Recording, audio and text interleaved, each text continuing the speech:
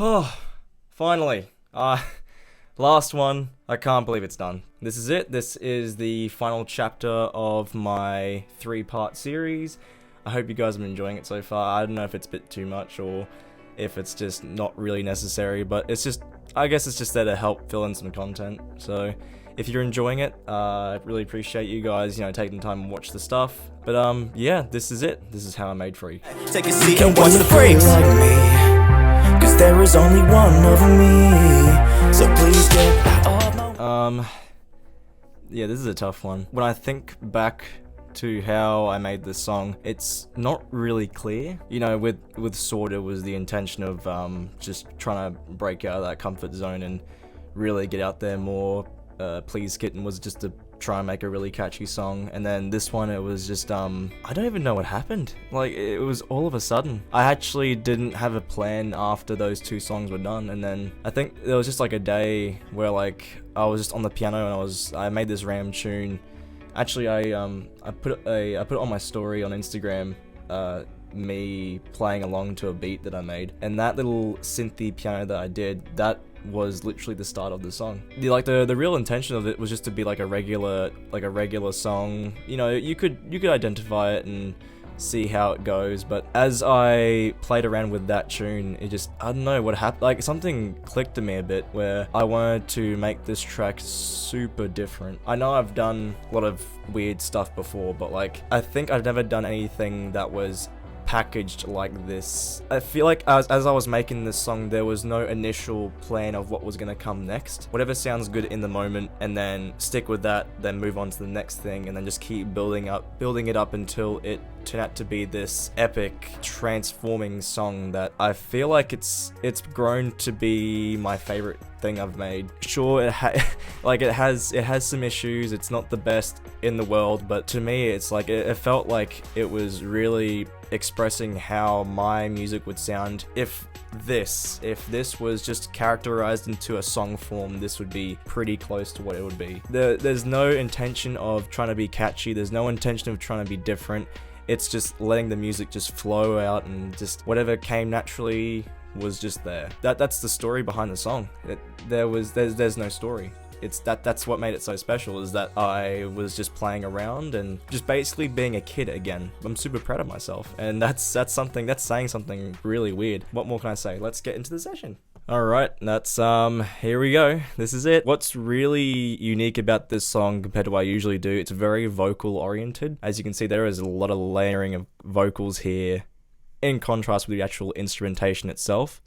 But again, we're gonna skip that because you know me. And then if you bring that all down, it doesn't actually look like a lot. Another cool thing with this song is that how it's arranged. I had this tendency of overproducing, so I'll just put too many layers to compensate for my lack of skill. I wanted it to sound big, so I'll put in more instruments to make it sound big. But in this case, I kind of thought about in each moment what instrumentation should be there. I wanted it to sound big still, but I didn't want it to be too crowded. And I knew, I had the thought while I was producing the track, is that I know it's going to be vocal oriented. I should just try and keep the instrumentation simple and save some space for the vocals. I used this, again, 80s themed synth, and that worked out like this.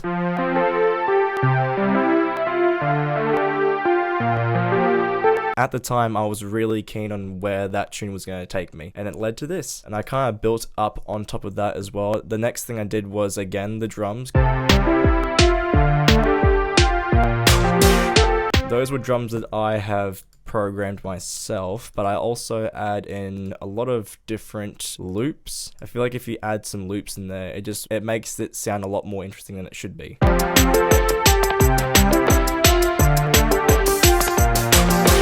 And then, of course, you need some bass to go with it, so I had an 80s themed bass synth, which definitely adds a lot more of a droning kind of feel to it.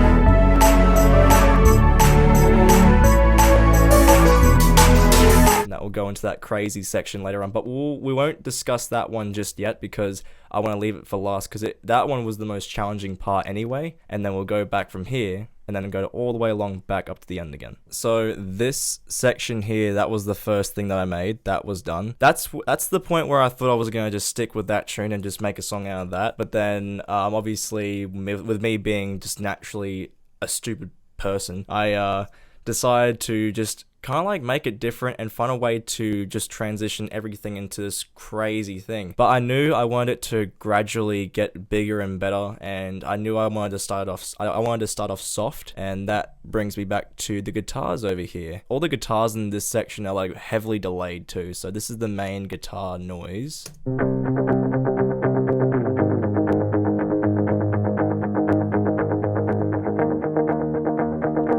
Add this extra guitar in there too, which also has a delay on it. I think it's the more high-picked one.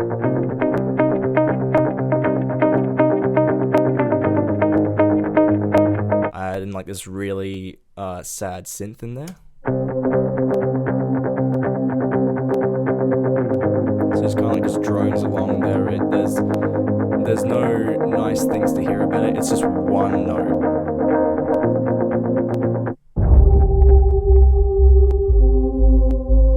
And then if I layer 3 different guitars together, so that's the more bar chord based plucking, like the main tune, and then a high cymbal pluck on the other side. The lead guitar, which actually, when I listened back to it when I was just previewing this stuff, it sounds really country, which I'm not a fan of country, I'll be honest with you. It gave me like that, lonesome cowboy feel, and I think that's really cool.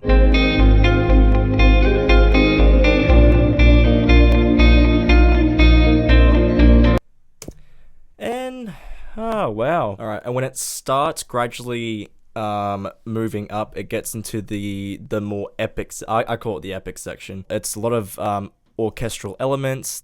It was actually pretty simple drums, just like I think it was just only the 2, just like, and like it's really echoed and reverberated as well, so like it sounds like it's in this really huge space. That's it. Like the clap comes into, or that.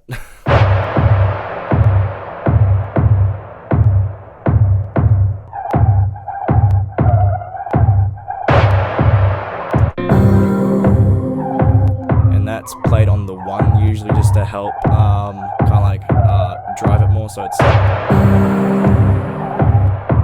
and then of course, since it's the epic section, that's gonna have strings in it too.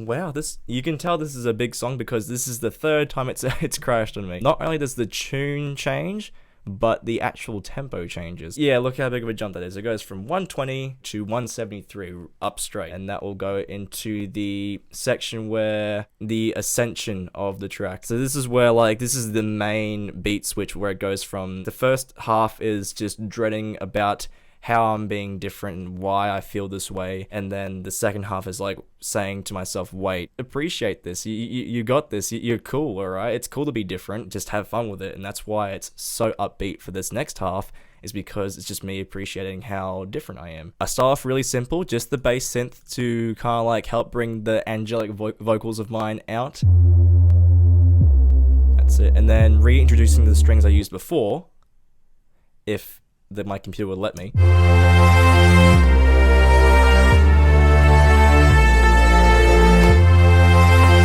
Going back to when we were discussing about the main synth that I used for the tune, I used that for this part over here.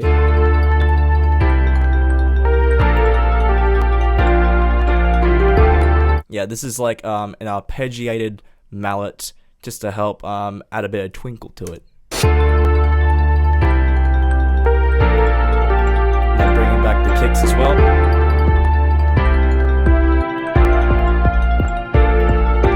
And that goes into the next section where it keeps building up. This is the vocal breath sample, so using it as a lead basically. So if you hear that,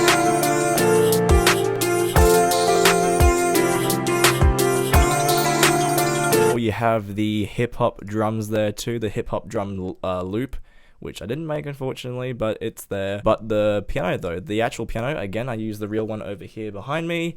That is used to dramatize it again.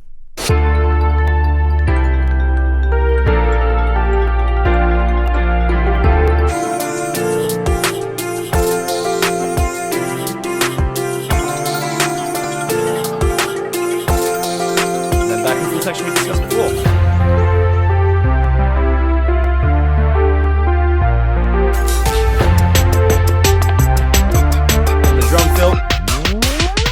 That build up there goes into the next section where it's my favorite part. I love it so much. The whole point of this ending part right here is to not only feel good about, you know, being different, but you should also celebrate it and just chant about it. You're here. And that's why I took that direction of it being like this, is to say, just listen to me, I'm loud as fuck. This crazy gradual crescendo. I made use of the same keyboard sounds before, and it goes like this.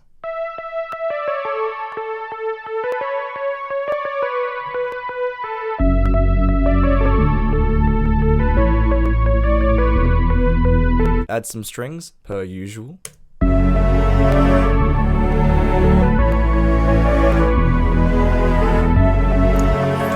Three layers of sound, and Ori sounds epic.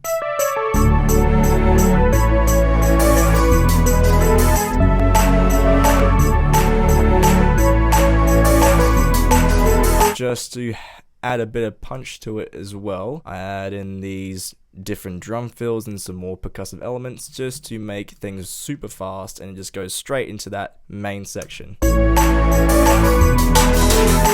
And then it's just left with these Mississippi horns along with my chanting vocals just before the big smackdown happens. So here we go.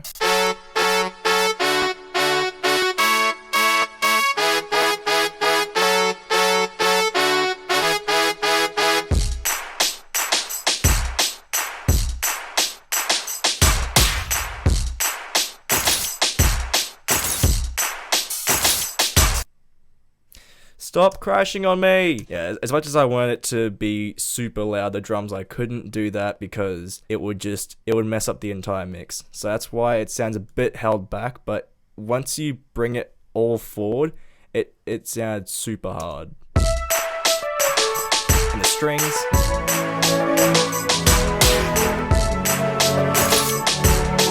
Of course, the bass.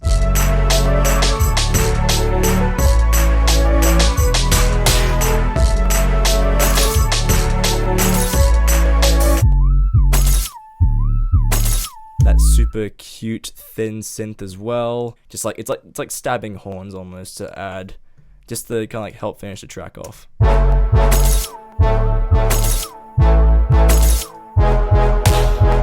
And then with the hip hop drums as well too.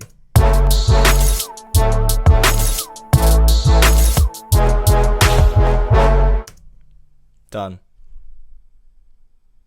Thank God for that. Oh my God. Behind the scenes of this like making of series, there has been so many issues where I just, again, like I thought I was gonna, I felt like giving up. I think like at the time I was like, yeah, this sucks. I'm not gonna do this ever again. But at the same time now, I'm sitting here and I finished recording this last video. I kind of appreciate how I went through this struggle, because now once I get into the thing that I want to do, which is to make music and release some damn singles, I feel like it's gonna be easier now because I've gone through the stuff I don't want to do. Yeah.